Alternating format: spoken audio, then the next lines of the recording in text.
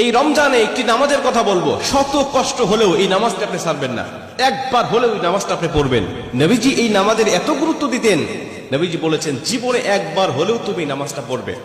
এই হাদিসটি ইবনে মাজাহ শরীফের, তিরমিজি শরীফের এবং আবু দাউদ শরীফের 1297 নম্বর হাদিসের মধ্যে এই হাদিসটা বর্ণনা হয়েছে এই নামাজের কথা। নবীজি তার চাচা আব্বাস রাদিয়াল্লাহু তাআলা আনহুকে ডাক দিয়ে বলেন, চাচা আমি আপনাকে এমন একটি নামাজের কথা বলছি, এই নামাজটা আপনি প্রতিদিন একবার হলেও আপনি আদায় করবেন। চাচা যদি প্রতিদিন সম্ভব না হয়, অন্তত সপ্তাহে একবার হলেও আপনি নামাজটা পড়বেন। যদি সপ্তাহে সম্ভব না হয়, তাহলে আপনি মাসে অন্তত একবার এই নামাজটা আদায় করবেন। চাচা যদি মাসেও আপনার পক্ষে কষ্টকর হয়ে যায়, বছরে একবার পড়বেন। যদি বছরেও না পারেন, জীবদ্দশায় অন্তত একবার হলেও নামাজটা পড়বেন। কারণ এই নামাজটা এত পাওয়ারফুল নামাজ। এই নামাজটা আদায় করার কারণে আপনার প্রকাশ্যে অপ্রকাশ্যে যত গুনাহ করেছেন, আপনার ইচ্ছায় অনিচ্ছায় যত গুনাহ করেছেন, আপনার অতীত জীবনে যত গুনাহ করেছেন, সব গুনাহ আল্লাহ আপনাকে ক্ষমা করে দেবে। চাচা এই নামাজটার নিয়মটা একটু ব্যতিক্রম। এই নামাজটাকে বলা হয় সালাতুত তাসবিহ। এই নামাজের মধ্যে অতিরিক্ত কিছু তাসবিহ পাঠ করতে হয়। সুবহানাল্লাহ, আলহামদুলিল্লাহ, লা ইলাহা ইল্লাল্লাহ, আল্লাহু আকবার। এই চারটা তাসবিহ একত্রিত করে সুবহানাল্লাহি ওয়াল হামদুলিল্লাহি ওয়া লা ইলাহা ইল্লাল্লাহু আল্লাহু আকবার, এই তাসবিহগুলো, এই বাক্যগুলো এখানে পাঠ করতে হয়। 4 রাকাত বিশিষ্ট এই নামাজ সালাতুত তাসবিহ 4 রাকাত পড়তে হয় এক নিয়তে।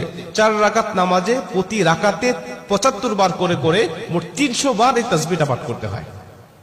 সুবহানাল্লাহি ওয়াল হামদুলিল্লাহি ওয়া লা ইলাহা ইল্লাল্লাহু আল্লাহু আকবার, এই তাসবিহটা, এই দোয়াটা 75 বার করে করে প্রতি 4 রাকাতে মোট 300 বার করে আপনি পাঠ করবেন। কি নিয়মে পাঠ করবেন আমি আপনাকে নিয়মটা শেখাচ্ছি।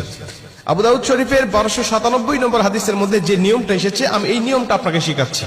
আমাদের সমাজে আর বেশ কিছু মানুষ বেশ কিছু নিয়ম বলে, কিন্তু আমি আপনাকে হাদিস থেকে সরাসরি নিয়মটা জানাচ্ছি। এটা আপনি রেকর্ড করে নেন, খাতা কলম থাকলে লিখে নেন। প্রয়োজনে এটা যত সোশ্যাল মিডিয়াতে যাবে, ফেসবুক ইউটিউবে যাবে, এটা আপনি সেভ করে নিজ আইডিতে শেয়ার করে রেখে দিবেন, যাতে আপনিও শিখতে পারেন, অন্য মানুষকে শিখাতে পারেন। আপনার শেখানোর কারণে কেউ যদি নামাজটা আদায় করতে পারে, ও যে সওয়াবটা অর্জন করবে, সওয়াবের একটা অংশ আল্লাহ আপনার আমলনামায়ও দান করবে। এজন্য এগুলো মানুষের কাছে ছড়িয়ে দিবেন যত সম্ভব হয়। আপনি প্রথমে যখন নামাজটা শুরু করবেন, নিয়ত করবেন নফল নামাজের নিয়ত করে অন্যান্য নামাজে যেভাবে সানা পাঠ করি আপনি সেভাবে সানা পড়বেন। অন্যান্য নামাজে যেভাবে সূরা ফাতিহা পড়ি ওভাবে সূরা ফাতিহা পড়বেন। অন্যান্য নামাজে সূরা ফাতিহার পরে যেভাবে সূরা মিলান ওইভাবে সূরা মিলাবেন।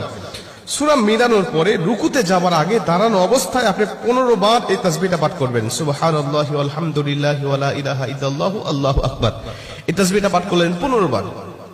15 বার পাঠ করার পর আপনি রুকুতে চলে গেলেন। রুকুতে গিয়ে রুকুর যে তাসবিহটা আছে, তাসবিহটা পাঠ করার পরে সুবহান রাব্বিল আযীম বলার পরে আপনি এই তাসবিহটা আবার পাঠ করবেন 10 বার। সুবহানাল্লাহি ওয়াল হামদুলিল্লাহি ওয়া লা ইলাহা ইল্লাল্লাহু আল্লাহু